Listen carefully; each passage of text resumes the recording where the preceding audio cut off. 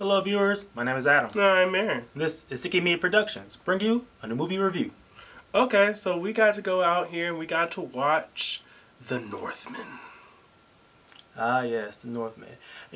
I want to say something before we get into the review of this really fascinating movie. Yeah, something that really needs to be known. 2022 has been a very, very strong year in terms of films. Oh, yeah. Rather it's a sequel, a reboot, or what we're going to be mainly discussing for the moment, original films. And that right there is where the hot ticket lies. It's been said quite often by multiple moviegoers that goes out there, at least the mass movie audiences and individuals out there who consume cinema or specifically only watches like big blockbusters and whatnot, that original movies just don't exist anymore.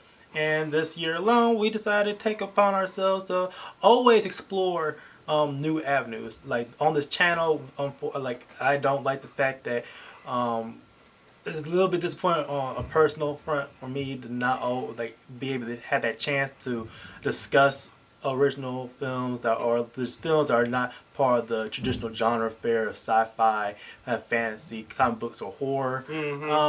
And every once in a while, very few times, I'm able to discuss something that's mainly of a different IP. Mainly it's because of the known director. And I feel as though when it comes to these original movies, the biggest misconception that goes around them is that individuals who are not used to going out and watching a film that doesn't have a predecessor before it, or is not a part of a series of films that has already been quote unquote tried and true, many are just not comfortable with giving those films a chance. But that there in that sweet spot lies the issue. If you're not willing to go out of your way to go watch these special flicks, then you're cheating yourself out of experience and a grand gift, that is just right there and right for the taking and is presented for you. Now, like we get it, it's kind of like a gamble when it comes to new content. Yeah, sometimes you're gonna watch a movie and you might enjoy it, or sometimes it may not necessarily be your particular cup of tea. But the truth lies in this: you gotta give it a chance. And not to be a little bit harsh here, but the thing is, a lot of people want say that there's not a lot of original content out there. But the thing is, the one way to get original content is for you to support original content. All right, this is like the next outing for acclaimed director Robert Eggers. This is following after his success with The Lighthouse, And before that, The Witch, which were both really well done. it's like he's gonna, like, yet again he's doing a period piece, and period piece, but wrapped in mysticism of that culture or that specific segment that he's working with. And this one particular, he's going way, way, way, way, way back in the known Viking era when they're in their heydays. You have so it's very, very much in this ground of what Robert Eggers has been establishing is fully immerse the audience in an era of a bygone era that's not known, or it's very knee deep into the history of where the subject matter is taking place. Yes, the Northman is very much a raw nerve that is centered in the open sore that is the savagery of the Viking reality, and it is wrapped in this beautiful story, beautiful and horrific story of revenge as we follow Alexander Skarsgård's character of Prince Amleth as he goes out and tries to get his vengeance upon those who have wronged him. And the one following them is a very close family member of his uncle, played by Cleus Bang, who's playing Florian. Now, watching The Northman, it is very much understood that this particular film was or at least this particular story, was the precursor or the inspiration behind one of William Shakespeare's most famous plays, Hamlet. Yeah, and it's very much you see the some of the bare bones, the structure how that story came to be. Uh, Other like a lot of different fictional like stories and other content have taken Hamlet's inspiration themselves, but this is well it takes like the story that is this inspired Hamlet. It takes it way back, and the way this film opens like. In some ways, if you're familiar with the fictional character of Conan the Barbarian, Oh yeah. there's some shades of that as well in this movie. And of course, we kind of bring in that concept that because this is a Robert Eggers movie, this is beautifully shot.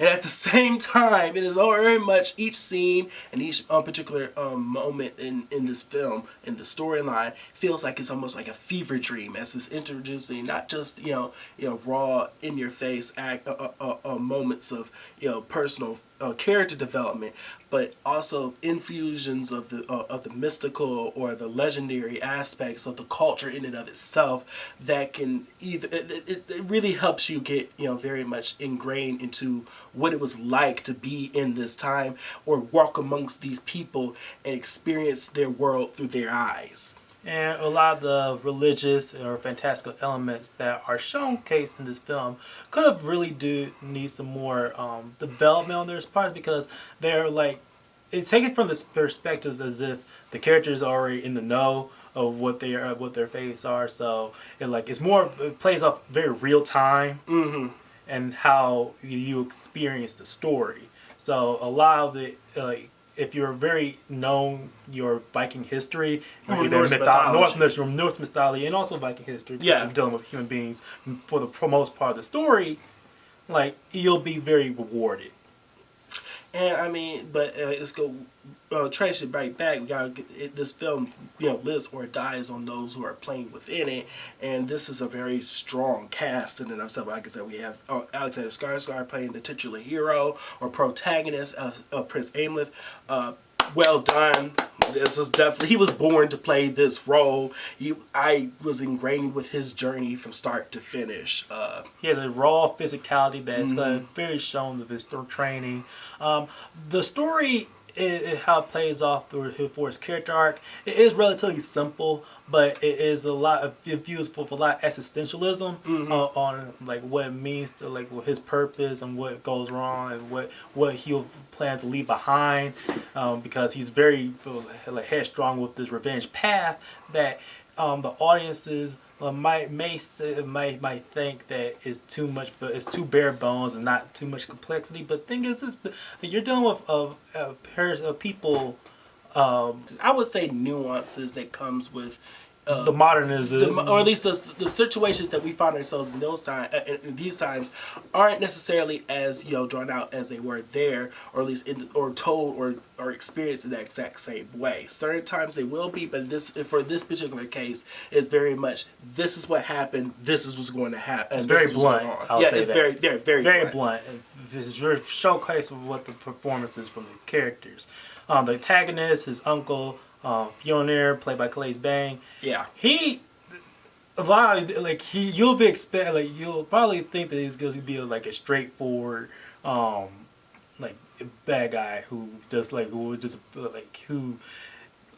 in it for the power. And in a lot of ways, you could definitely still think of him as being, you could definitely feel like disgust for at least what the things he's done in this film alone. But the way that Cleus Bang portrays this character, you could feel a lot of that of the understanding of where he's coming from and why he's doing the things he's doing. Especially with his character on when he's able to his land that he's primarily off of is very harsh departure from what the other I'll say the Vikings that you will see in this film. Like his section, his little land area, how he's running things is like more of on the more grounded aspects. It's exploring that agricultural lifestyle that many people will think that will happen during these times. Exactly. It's like I love this movie for infusing so much of that culture in this for people to see. It's very much a window in the time period that a time capsule for everybody to experience. So this is definitely a movie that I could definitely see somebody play for a class or getting to understand a little bit further or forward down the future. This is definitely repeat watching. I would love to watch this more than once. Other characters that populate these characters, Anya Taylor-Joy plays Yes. the main lead female in this role. Mainly on the more the love interest for Prince Hamlet's character, who she's, but in a lot of ways, they do for respect for her character that Anya Taylor-Joy is playing. She's very much also a partner. A partner in which how he's able to proceed through his plans. Yeah, she doesn't. I mean, for a role that could definitely be just thrown away or just not given as much, care or attention. Anya definitely gives this character a lot of oomph and a lot of bite, and that's what I truly appreciated from her in this particular film. Her character is named Olga in this movie, by the way. Nicole Kidman, very limited role that this movie is going to be should be criticized a little bit. But like the one little other criticism besides the not really delving much into the highlighting the religious aspects of the film, a lot of the cast and characters that are marketed do have very limited roles. Exactly. This so goes from Nicole don't Kidman. come watching this film expecting that certain heavy hitters that you may think would normally be given a lot more to do are going to be heavily showcased. This is very much Alexander Skarsgård's story, and that's where we're following. The characters that they do have important roles to play. Yes. From Nicole Kidman, Ethan Hawke, Willem Dafoe, anybody who's a fan of music, Bjork. You do not think like so a lot of these characters, they're limited, but they have very essential roles. Exactly. The scenes that they are given, they do them outstandingly well, so they're well worth the watch once you get to see them, and it's a treat. Again, this movie was just beautiful from start to finish. There's not one scene in this flick that did feel as though it was a painting brought to life. Like so much of like earthly tones. The movie is like this is Robert Eggers' first major budget movie. It's like not close to the $100 million or like the stuff that you'll see with modern day blockbusters be doing with huge gigantic budget. But this is a hefty.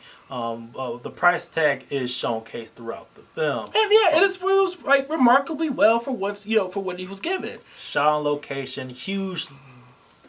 Like sprawling vistas of the Iceland country. The way this movie's marketed is like a huge action pack. There's violence in here. There's the pace in this film is we didn't have any problem with it, and the action that it does showcase is some of the best of brutal savagery that I've seen in theaters in a while. Yeah. Them going back be more close to the Viking aesthetic. There you actually hear it goes in it's mostly an English language story, but there are moments of when the actors are able to actually speak, and that what was the language? Yeah. I would say it's Old Norse.